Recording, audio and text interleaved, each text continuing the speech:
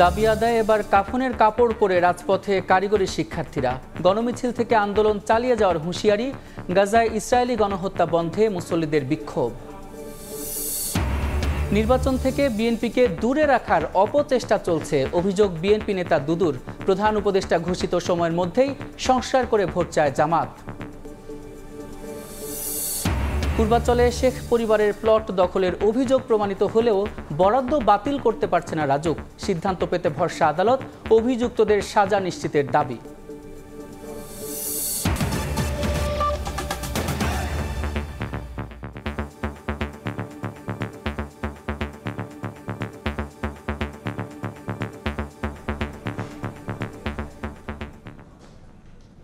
সময় সংবাদের সঙ্গে আছি আমি সাদিক হাসান ইমন। হওয়া পর্যন্ত আন্দোলন চালিয়ে যাওয়ার হুঁশিয়ারি দিয়েছে পলিটেকনিক ইনস্টিটিউটের শিক্ষার্থীরা। বাদ জুমার রাজধানীতে কাফন মিছিল শেষে একথা জানান তারা। বলেন, সংকট নিরসনে আন্দোলনের পাশাপাশি সরকারের সঙ্গে আলোচনায় বসতে চান তারা। কাফন মিছিল নিয়ে রাজপথে পলিটেকনিকের শিক্ষার্থীরা। শুক্রবার বাদ জুমা রাজধানীর তেজগাঁও হলপাড়া মসজিদের সামনে থেকে শুরু হয় এই মিছিল। এরপর বিভিন্ন সড়ক প্রদক্ষিণ শেষে ঢাকা পলিটেকনিকের দক্ষিণ গেটে শেষ হয় কর্মসূচি। শিক্ষার্থীরা জানান, সমস্যা সমাধানে সরকারের প্রতি আস্থা রাখতে চান তারা। তারা এসএসসি দিয়ে আসছে, এসএসসি এবং এইচএসসি থেকে আর জেনারেল থেকে আসছে। তারা কিভাবে আমাদের টিচার হতে পারে, কারণ শিক্ষাগত যোগ্যতা অনুযায়ী তারা আমাদের জুনিয়র। তারা ল্যাব সহকারী থেকে এসে কোনোভাবে আমাদের শিক্ষক হওয়ার যোগ্যতা রাখে না। কিভাবে তারা এসএসসি এবং এইচএসসি মাত্র ভোকেশনাল করে এসে আমাদের স্যার ডাকতে পারি। আমরা চাই সরকারের উচ্চপদস্থ যে সকল কর্মকর্তাবৃন্দ রয়েছে তারা দ্রুত এই বিষয়ে দৃষ্টি আকর্ষণ দেখ এবং দ্রুত কোনো সমাধানের পথে আসুক। মিছিল শেষে আয়োজন করা হয় সংবাদ সম্মেলনের। জানানো হয় 6 দফা আদায় না হওয়া পর্যন্ত আন্দোলন চলবে। সরকারের সাথে যদি বৈঠকের সুযোগ হয়, সেই বৈঠক যদি যুক্তিযুক্ত হয়, তাহলে সেই ক্ষেত্রে আমরা চিন্তা করব যে বৈঠক করা যায় কিনা।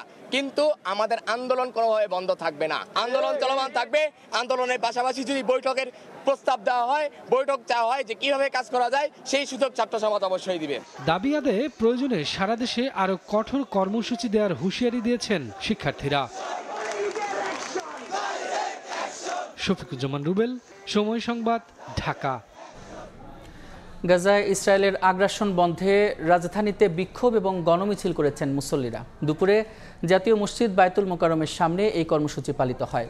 জমিয়তে উলামায়ে ইসলামের উদ্যোগে জুমার নামাজ আদায়ের পর মসজিদের উত্তর গেট থেকে শুরু হয় গণমিছিল। এতে জমিয়তে উলামায়ের নেতাকর্মী ছাড়াও সাধারণ মুসল্লিরা অংশ নেন। মিছিলটি পল্টন মোড় হয়ে বিজয়নগর মোড় ঘুরে মসজিদ চত্বরে শেষ হয়। এ সময় নির্যাতনের শিকার ফিলিস্তিনের পতাকা এবং বিভিন্ন স্লোগান সম্বলিত প্লাকার্ড বহন করেন তারা।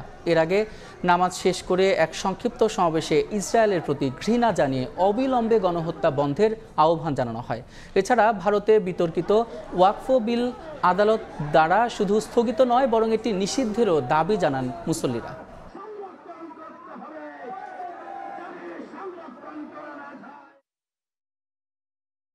দুনিয়ার জন্য ইসরায়েল বিস্ফোরক অপারেশন করতেই হবে, এই বিস্ফোরণকে নির্মূল করতেই হবে। ইসরায়েলকে টুটে চেপে ধরার কোনো বিকল্প নাই। সমস্ত মানবতা প্রেমিক মানুষকে সিদ্ধান্ত নিতে হবে ইসরায়েল আর ইসরায়েলের মিত্র শক্তির সকল রকম পণ্য বয়কট করতে হবে। এই বিতর্কিত বিলকে স্থগিত ঘোষণা করেছে। আমরা কোর্টের এই রায়কে স্বাগত জানাই, তবে শুধু স্থগিত নয়, বাতিল করতে হবে। ঢাকার বাইরেও দেশের বিভিন্ন জেলায় মিছিল করেছেন পলিটেকনিক ইনস্টিটিউটের শিক্ষার্থীরা। এ সময় কাফনের কাপড় পরে ব্যানার ফেস্টুন হাতে বিভিন্ন স্লোগান দেন তারা। হুঁশিয়ারি দেন আরও কঠোর আন্দোলনের।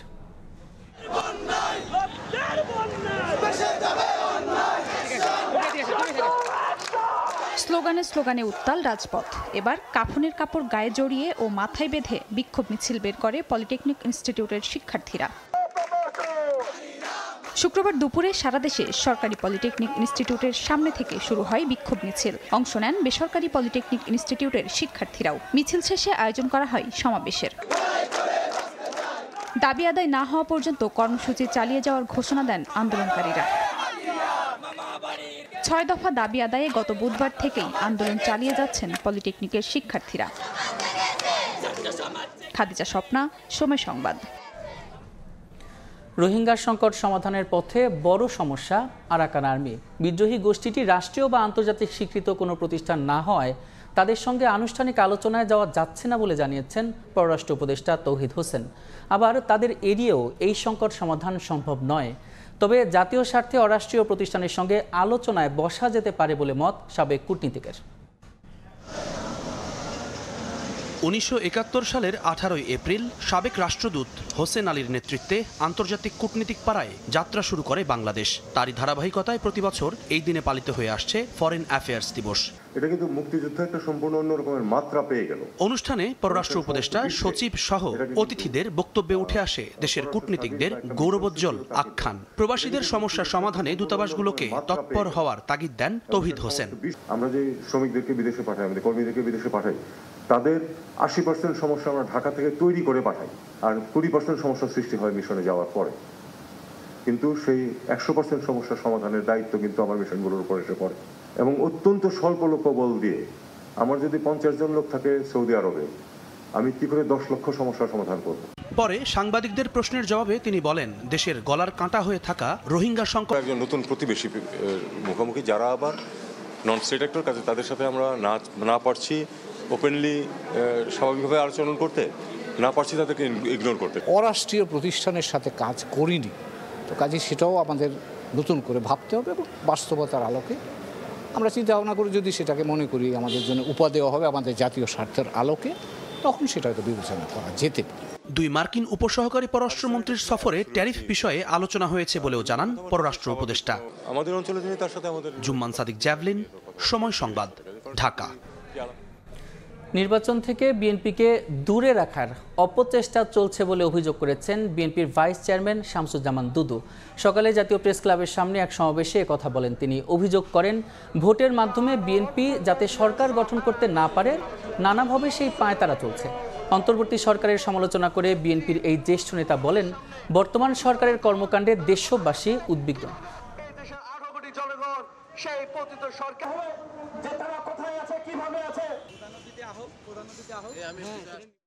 এই সরকারের কাজ কামে দেশবাসী খুবই উদ্বিগ্ন।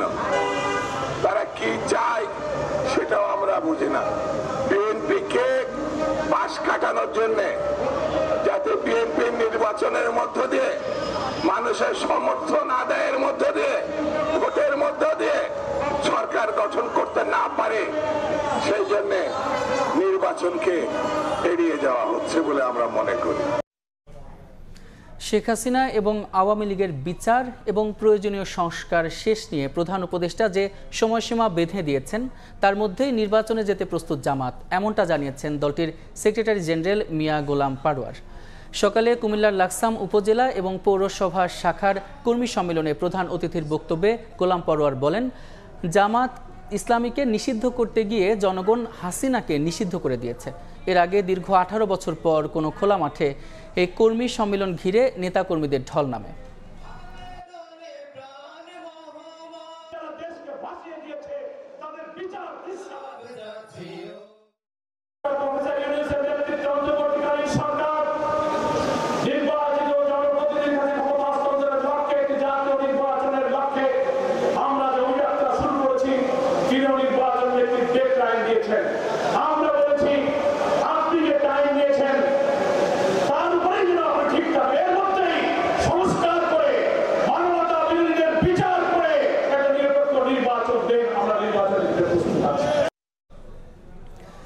পূর্বাঞ্চলে শেখ পরিবারের প্লট দখলের অভিযোগ প্রমাণিত হলেও বরাদ্দ বাতিল করতে পারছে না রাজুক।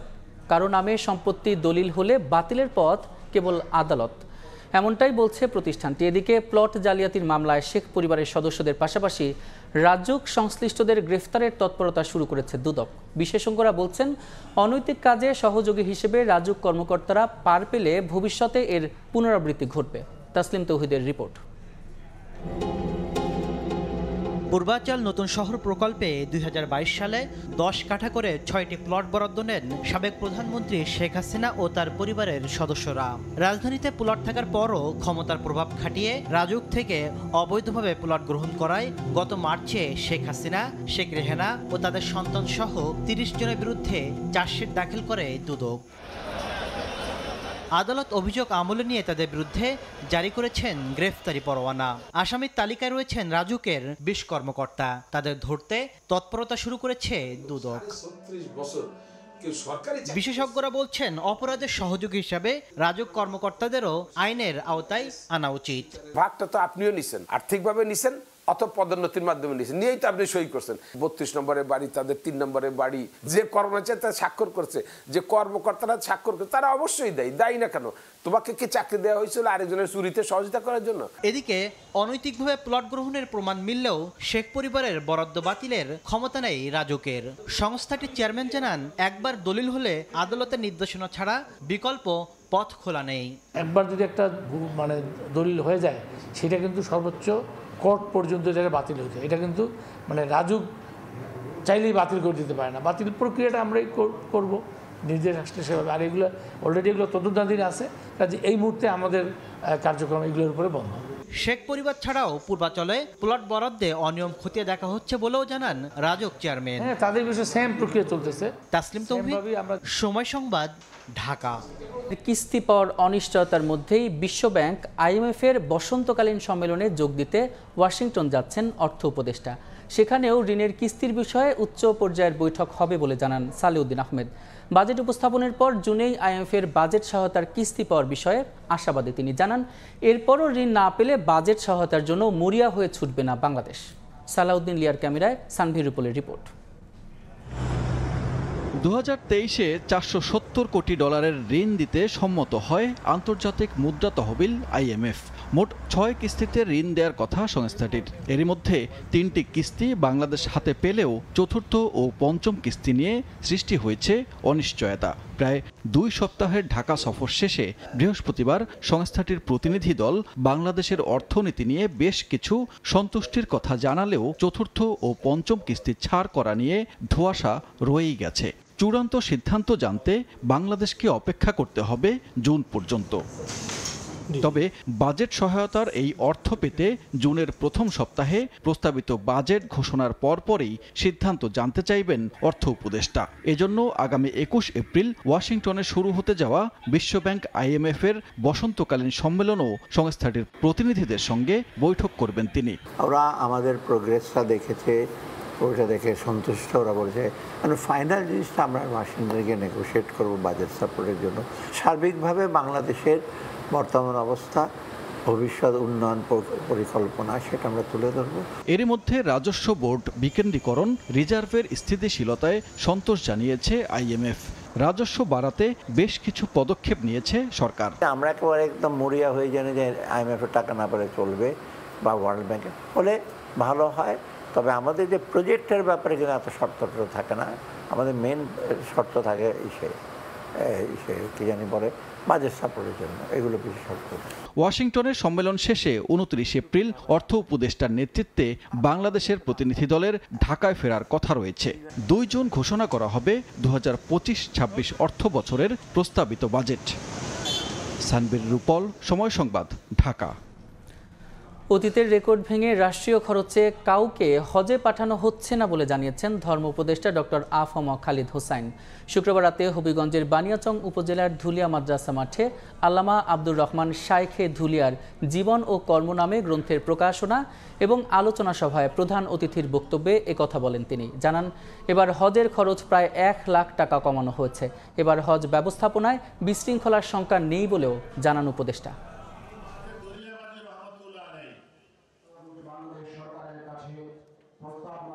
এবছর 2025 সালের 5 জুন চাঁদ দেখা ছাড়া হজ হবে। হাজী সাহেবরা যাচ্ছেন, প্রায় 1 লক্ষ টাকার মতো হজের খরচ কমিয়েছি।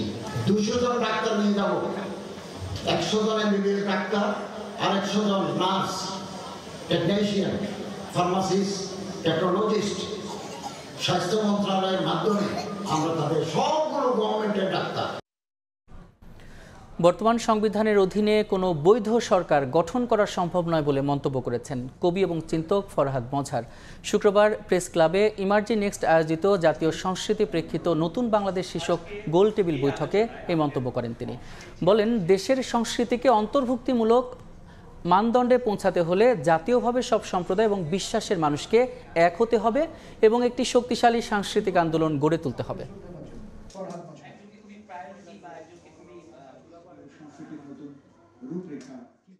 এই গণ অভ্যুত্থান আমাদেরকে নতুন রাষ্ট্র গঠনের দিকে নেয় নাই।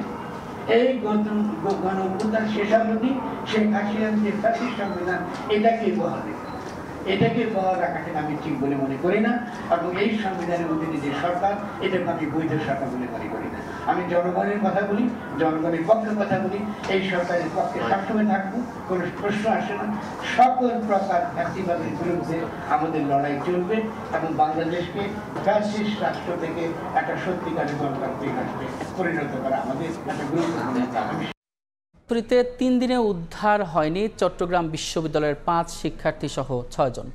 সকাল থেকে তৃতীয় দিনের মতো বিভিন্ন এলাকায় অভিযান চালায় সেনাবাহিনী, তবে এখনও কাউকে গ্রেফতার কিংবা শিক্ষার্থীরা উদ্ধার না হওয়ায় দুশ্চিন্তায় অভিভাবকরা। এর আগে 16 এপ্রিল গিরিফুল এলাকার খাগড়াছড়ি পানছড়ি সড়ক থেকে সান্তু লার্মা সমর্থিত পাহাড়ি ছাত্র পরিষদের সদস্য রিশান চাকমা সহ 5 শিক্ষার্থী এবং টমটম চালককে অস্ত্রের মুখে অপহরণ করা হয়। এই ঘটনার জন্য ইউপিডিএফের প্রসিতপন্থীদের দায়ী করেছে পাহাড়ি ছাত্র পরিষদ, তবে অভিযোগ অস্বীকার করেছে সংগঠনটি।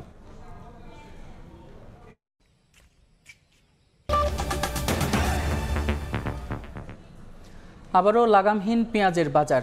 রাজধানীতে সপ্তাহ ব্যবধানে কেজিতে 15 থেকে 20 টাকা পর্যন্ত বেড়ে ঠেকেছে 65 টাকায়। মোকামে চাহিদা মতো সরবরাহ না থাকাকে দায়ী করছেন ব্যবসায়ীরা। ঊর্ধ্বমুখী সবজি এবং মোটা চালের বাজার, তবে সপ্তাহ ব্যবধানে কেজিতে 10 থেকে 15 টাকা কমে 165-তে নেমেছে ব্রয়লার মুরগির দাম। রাজধানীর বাজারে লাগাতার বাড়ছে পেঁয়াজের দাম। আমাদের তো এখন কেনার সাধ্যের বাইরে চলে যাচ্ছে পেঁয়াজের দাম বাড়ার থেকে। হিসাব করা টাকা যে এটা বাজারে নিয়ে এসছে এই টাকা দিয়ে আমরা বাজার সদাই করব, কিন্তু এখন তো আমরা এটা করতে পারতেছি না। সরকারি বিপণন সংস্থা টিসিবির হিসাব, বর্তমানে কারওয়ান বাজারে 1 কেজি পেঁয়াজ বিক্রি হচ্ছে 40 থেকে 65 টাকায়। এক সপ্তাহ আগে ছিল 30 থেকে 46 টাকা, আর 1 মাস আগে যা ছিল 30 থেকে 50 টাকা। এই নিত্য পণ্যের লাগাতার দাম বৃদ্ধিতে আবারও বাজার হিসাব চাপে ফেলে দিচ্ছে ভোক্তাকে।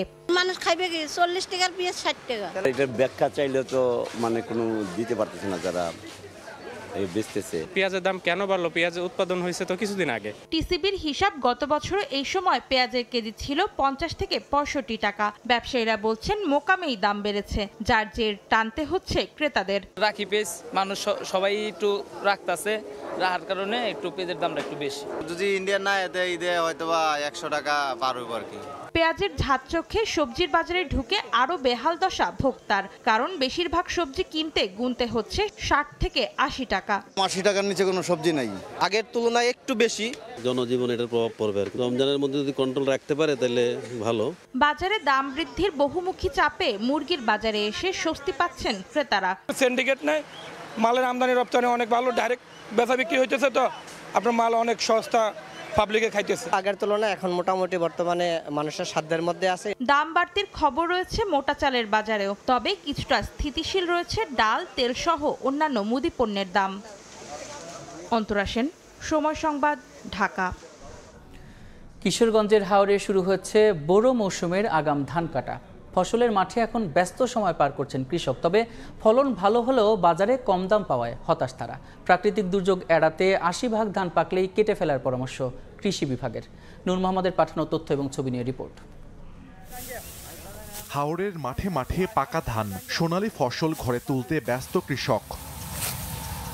কিশোরগঞ্জের হাওড়াঞ্চলে শুরু হয়েছে বোরো মৌসুমের আগাম ধান কাটা। ফলনও হয়েছে বাম্পার। ধান কাটায় কৃষকের পাশাপাশি কাজ করছেন অন্য জেলা থেকে আসা শ্রমিকরাও। তবে দাম নিয়ে দুশ্চিন্তায় চাষি। তারা বলছেন চলতি মৌসুমে বৃষ্টি না হওয়ায় জমিতে সেচ দিতে গুনতে হয়েছে বাড়তি টাকা। এছাড়া কৃষি উপকরণের মূল্য বৃদ্ধির কারণে উৎপাদন খরচ বেড়েছে। এ কারণে বর্তমান বাজার মূল্যে ধান বিক্রি করলে তেমন লাভ হবে না তাদের। চৈত্রিক মাসে কিন্তু বৃষ্টি বাদল হয়, কিন্তু এবার এবার কম হয়েছে, তেলের সংখ্যাটা একটু আমাদের বেশি লাগছে, খরচটা একটু বেশি। শিলাবৃষ্টি থেকে যদি আমরা বাঁচতে পারি, ভালোই ভালো যদি ফসলটা নিয়ে গড়ে উঠতে পারি, তাই মাশাআল্লাহ আলহামদুলিল্লাহ আমরা অনেক খুশি। ধান কাটা তো আজকে 8-10 দিন ধরে ধান কাটতেছি। খেতের থেকে ওই 1200 টাকা মন আমরা হরতাইছি। ধানের দর আগে বেশি 950-960। শাশুর মনিমানের দাম বেশি, সপ্তাহ মিলে দেখা গেল তো আমরা পুরা লসের মধ্যে আছি। প্রতিদিন 100 বস্তা 200 বস্তা কিনে আমরা বিক্রি করে দেই। কৃষি বিভাগ বলছে এখন পর্যন্ত 15 ভাগ জমির ধান কাটা হয়েছে।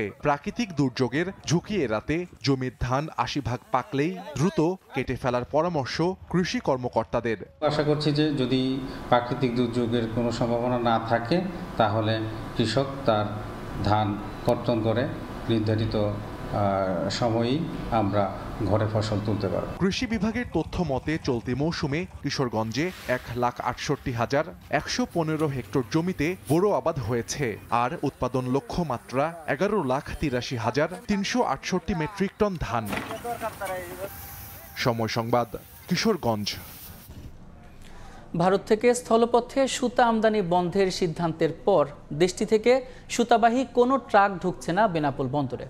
বস্ত্র খাতের ব্যবসায়ীরা এই সিদ্ধান্তকে স্থানীয় শিল্পের সুরক্ষা হিসেবে দেখলেও নিট শিল্প মালিকদের শীর্ষ সংগঠন বিকেএমই এর দাবি, এর মাধ্যমে ক্ষতির মুখে পড়বে তৈরি পোশাক শিল্প।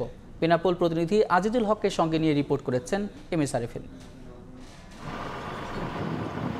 প্রতিদিন বেনাপোল বন্দর দিয়ে ভারত থেকে 450 থেকে 500 ট্রাক বিভিন্ন ধরনের পণ্য আমদানি হয়। এর মধ্যে 60 থেকে 70 ট্রাকে থাকে গার্মেন্ট শিল্পে দরকারি সুতা। তবে গেল মঙ্গলবার থেকে ভারত থেকে স্থলপথে সুতা আমদানি বন্ধ করেছে সরকার। সুতা আমদানি না হওয়ার কারণে বেনাপোল বন্দরে আমদানি রপ্তানি অনেক কমে গেছে। এখন সুতা এই বন্দর দিয়ে আসছে না, তবে অন্যান্য পণ্যের যেই আমদানি সেটি অত্যন্ত স্বাভাবিকভাবেই চলছে। ভারতীয় সরকারের সহায়তায় দেশটির উৎপাদকরা তুলনামূলক কম দামে সুতা রপ্তানি করে দীর্ঘদিন ধরে বাংলাদেশের বাজার নষ্ট করছে, এমন দাবি করে Bangladesh textile mills association BTMA বলছে, দিন শেষে সরকারের টনক নড়ায় যেমন সুরক্ষা পাবে স্থানীয় শিল্প, তেমনি বাড়বে উৎপাদন সক্ষমতা। ইন্ডিয়া থেকে সুতা কিন্তু আপনি সিপোর্ট দিয়েই 70% ইম্পোর্ট হয়, শুধু 30 to 25% সুতা ইম্পোর্ট হয় বাই রোড দিয়ে। এবং এই বাই রোড দিয়ে আনার কোনো যৌক্তিকতা আমি দেখি না। যে জায়গায় আপনি বাই রোড দিয়ে আনলে সুতার দাম বাড়ে, বাই রোড দিয়ে আসলে সুতার টাইম লাগে, তো সেই দিক দিয়ে যদি কোনো স্মাগলিং না হয় তাহলে কেন বাই রোড দিয়ে মাল আসতেছে? তবে বিটিএমএর এমন দাবির সঙ্গে একমত নয় নিট শিল্প মালিকদের শীর্ষ সংগঠন বিকেএমই। সংগঠনটির দাবি, ক্ষুদ্র ও মাঝারি শিল্প উদ্যোক্তারা ক্ষতির মুখে পড়বে। কেন আমরা ইন্ডিয়া থেকে আনি, সুতার দাম আমরা ইন্ডিয়াতে কম পাই বলে ক্ষুদ্র মাঝারি শিল্প প্রতিষ্ঠানগুলি মূলত বেশি ক্ষতিগ্রস্ত হবে, আর শর্ট লিড টাইমের যে অর্ডারগুলো আমরা ক্যারি করতাম সেটা আমরা হয়তো আর নিতে পারবো না। ভারত থেকে স্থলপথে সুতা আমদানি বন্ধ থাকলেও সমুদ্রপথ ও আকাশপথে আমদানি চালু রয়েছে। আর গত 11 এপ্রিলের আগে ভারত থেকে স্থলপথে সুতা আমদানির জন্য খোলা ঋণপত্রের বিপরীতে স্থলবন্দর দিয়েই ওই সুতার চালান আনতে পারবেন আমদানিকারকরা। এমএস আরিফিন, সময় সংবাদ, ঢাকা। মশার উপদ্রবে নাজেহাল গাজীপুরবাসী। শুধু রাতে নয়, দিনের বেলাতেও থাকতে হচ্ছে আবদ্ধ ঘরে। মশা মারার ঔষধ কিনতে গত 2 বছরে খরচ হয়েছে 9 কোটি টাকা, কিন্তু কোনো ফলই আসেনি। অভিযোগ আছে ঔষধ কেনার অর্থ লোপাটের। এ নিয়ে অনুসন্ধানে নেমেছে দুদক, মিলেছে প্রাথমিক সত্যতাও। জুনায়েদ জুবেলের ছবিতে মেহেদি হাসানের রিপোর্ট।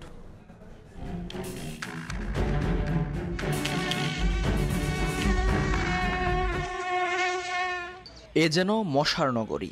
দিন কিংবা রাত, ঘরে বাইরে কোথাও স্বস্তি নেই অতিষ্ঠ নগরবাসী। এ চিত্র প্রায় 70 লাখ জনসংখ্যার গাজীপুর মহানগরীর। শেষ কবে এই শহরের মানুষ মশার ঔষধ স্প্রে করতে দেখেছেন তা হয়তো অনেকেই ভুলেই গেছেন। ফলাফল, অলিতে গলিতে আনাচে কানাচে প্রতিনিয়তই বাড়ছে মশার উপদ্রব।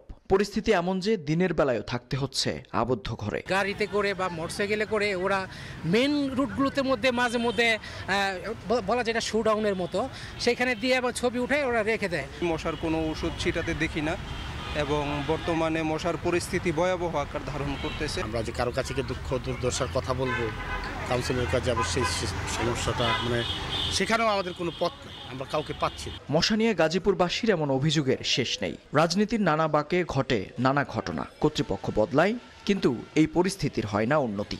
এমন বাস্তবতায় এই মশাই যেন নগরীর স্থায়ী বাসিন্দা। মশা নিধনের দায়িত্বে থাকা গাজীপুর সিটি কর্পোরেশন নাকি এরই মধ্যে বহু পদক্ষেপ নিয়েছে, যার মধ্যে গেল 2 বছরে মশা মারার ঔষধ কিনতেই খরচ হয়েছে প্রায় 9 কোটি টাকা। ফলাফল ঘুরে ফিরে সে একই। স্বাভাবিকভাবেই তখন প্রশ্ন ওঠে মশা মারতে কর্তৃপক্ষের সদিচ্ছা আছে তো? বিপুল পরিমাণ অর্থ ব্যয়ের পরও কেন মশা থেকে স্বস্তি মিলছে না নগরবাসীর, এই প্রশ্নের জবাব নেই কারো কাছেই। দীর্ঘদিন ধরেই গুঞ্জন এই ওষুধ কেনা নিয়েই নগর ভবনে চলছে শুভঙ্করের ফাঁকি। এরই মধ্যে মশা মারার নামে বিপুল পরিমাণ অর্থ লোপাটের অনুসন্ধানে নেমেছে দুর্নীতি দমন কমিশন। পাওয়া গেছে প্রাথমিক সত্যতাও। বেশ কিছু অনিয়ম এবং দুর্নীতির প্রাথমিক তথ্য পেয়েছি। সম্পূর্ণ রেকর্ডপত্র যাচাই বাছাই করে আমরা পূর্ণাঙ্গ প্রতিবেদন কমিশনে উপস্থাপন করব। আশা ছিল নতুন বাংলাদেশে হয়তো টনক নড়বে কর্তৃপক্ষের, তবে সেই আশায়ও গুড়ে বালি। সব জেনে শুনেও যেন নির্বিকার নগর প্রধান। নিজেরা ব্যবস্থা না নিলেও আশ্বস্ত করেছেন দুদকের তদন্তে সহায়তা করবেন। দুদক যে না, এটা আমি ইনফরমেশন আমার কাছে ডিটেইল নাই, আমি বলতে পারবো না। যদি দুদক পায় আর কি, পাইলে করুক, আমাদের তো আপত্তি, আমি তো চাই করুক। হ্যাঁ, আমি চাই করুক, আমি যত সহযোগিতা লাগে আমি হেল্প করব। দুর্নীতিবাজ কিছু কর্মকর্তার জন্য গুরুত্বপূর্ণ এই সেবা থেকে বঞ্চিত হচ্ছেন নগরবাসী। এমন বাস্তবতায় শিগগিরই ব্যবস্থা না নিলে আসছে ডেঙ্গু মৌসুমে পরিস্থিতি হতে পারে আরও ভয়াবহ। মেহেদী হাসান, সময় সংবাদ, গাজীপুর। সাপ্তাহিক ছুটির দিনে কক্সবাজার সমুদ্র সৈকতে পর্যটকের ঢল। সাগর তীরে মেতেছেন আনন্দ উচ্ছ্বাসে, তবে হকারদের উৎপাতে অতিষ্ঠ ভ্রমণ পিপাসুরা। আর বৈরী আবহাওয়ায় পর্যটকদের সতর্ক করতে মাইকিং করছে লাইফগার্ড সংস্থা। মোহাম্মদ ফরাজের ক্যামেরায় বিস্তারিত জানাচ্ছেন সুজাউদ্দিন রুবেল। বৈরী আবহাওয়া, উপকূলে আছড়ে পড়ছে বড় বড় ঢেউ। এর মাঝেই আনন্দ উল্লাসে মেতেছেন ভ্রমণ পিপাসুরা। সাপ্তাহিক ছুটির দিন শুক্রবার পর্যটকের ঢল নেমেছে সাগর তীরে। সবাই মেতেছেন জ্যাডিস্কি, বিচ বাইক কিংবা ঘোড়ার পিঠে। সাগরের ঢেউ, সাগরের গর্জন, বস্তুত দিক থেকে কক্সবাজার আসলে সুন্দর। যতবার আসি ততবারই ভালো লাগে। I am very much happy this time to visit this place. প্রথমবার আমার হাজবেন্ড এবং বাচ্চাকে নিয়ে আসে, মানে আমার আনন্দ প্রকাশ করে বোঝাতে পারবো না। সবাইকে নিয়ে আসলাম, আসলে এত ভালো লাগতেছে। বালিয়াড়িতে পর্যটকের পাশাপাশি বেড়েছে ভিক্ষুক ও হকারদের উৎপাত, যদিও তাদের সরিয়ে দিতে কাজ করছে বিচ কর্মীরা। আমরা হকারদের মাইকিং করতেছি তারা যেন উপরে চলে যায়, এবং ভিক্ষুকদের অনুরোধ করছি তারা যেন বিচে না আসে। তাদের যদি কোনো কিছু লাগে তারা উপরে যাবে বা তাদের অন্য ইয়াতে যাওয়ার জন্য। এদিকে বৈরী আবহাওয়ার কারণে সাগর উত্তাল থাকায় প্রতিটি পয়েন্টে টাঙানো হয়েছে পতাকা। একই সঙ্গে চলছে সতর্কতামূলক মাইকিং। আমরা পর্যটকদেরকে একটাই কথা বলতে চাই, মাছ খাওয়া যাবে না, কিনারে থাকুন, মাইক দিয়ে বলতেছে। কক্সবাজার সমুদ্র সৈকতের পাশাপাশি পর্যটকরা ঘুরছেন মেরিন ড্রাইভ, ইনানি, পাতুয়ার টেক ও হিমছড়িতে। সুজাউদ্দিন রুবেল, সময় সংবাদ, কক্সবাজার। দেশের বাইরের খবর।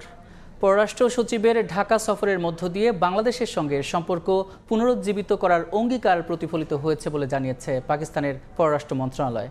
স্থানীয় সময় শুক্রবার পাকিস্তানের পররাষ্ট্র মন্ত্রণালয়ের ওয়েবসাইটে এক বিজ্ঞপ্তিতে এ বিষয়ে জানানো হয়। বিজ্ঞপ্তিতে বলা হয়, যোগাযোগকে অগ্রাধিকার দিয়ে বৈঠকে দুই পক্ষ করাচি এবং চট্টগ্রামের মধ্যে সরাসরি নৌযান চলাচল শুরুর বিষয়কে স্বাগত জানিয়েছে।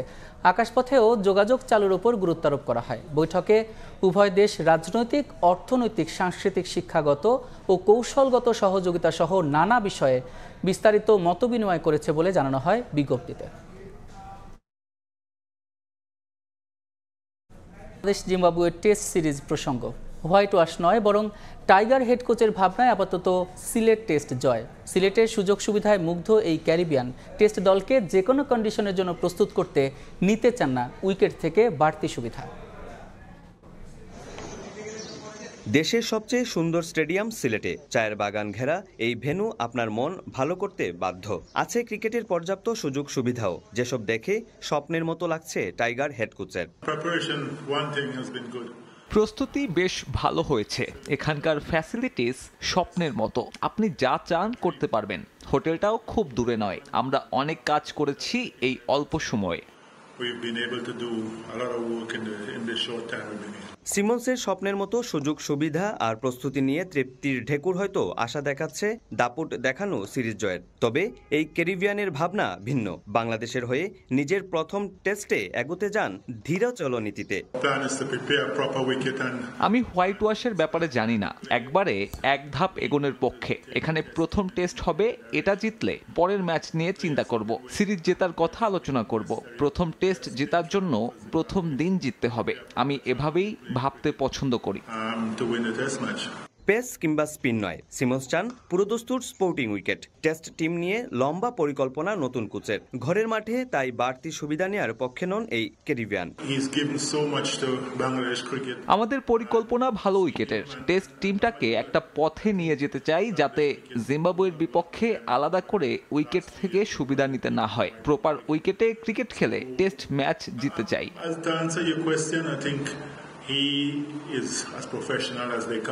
তবে লাক্কাতুরার উইকেটে বাড়তি ঘাস একাদশে প্রাধান্য দেবে পেসারদের। বৃষ্টির শঙ্কাও আছে, যদিও দল নিয়ে এখনো চূড়ান্ত সিদ্ধান্ত নেয়নি ম্যানেজমেন্ট। তবে এটা নিশ্চিন্ত, কেবল ব্যাটার হিসেবেই খেলবেন অভিজ্ঞ মুশফিকুর রহিম।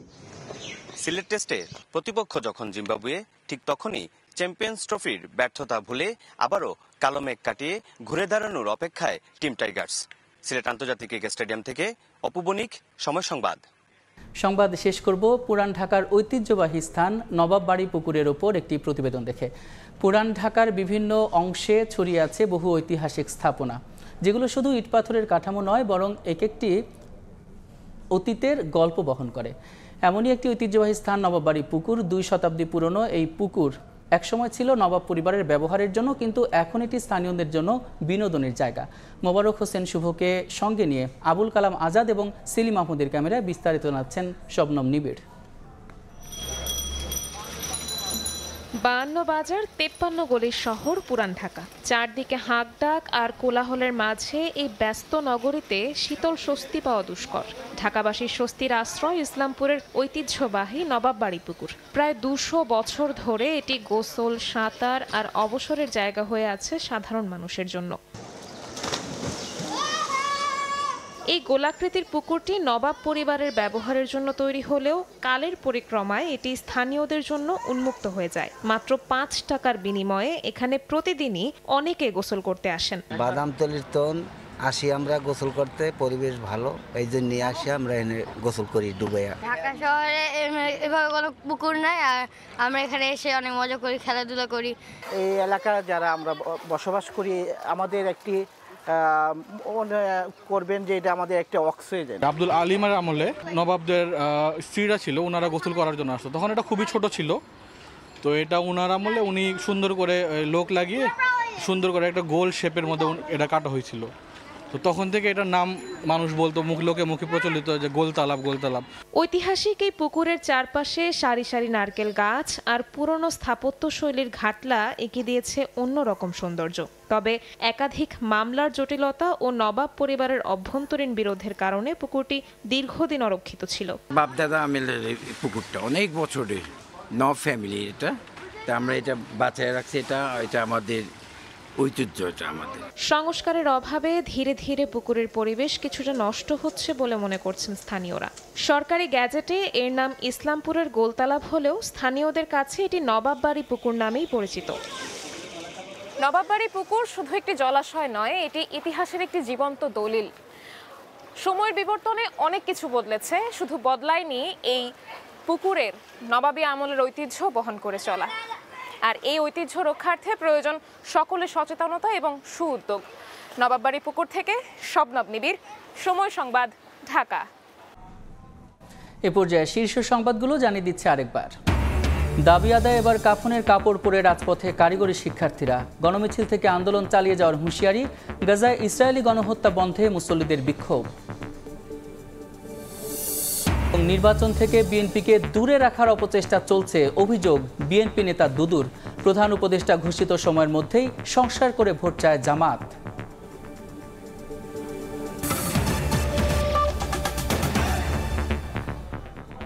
এই ছিল সময় সংবাদের, সঙ্গে থাকুন সময়ের।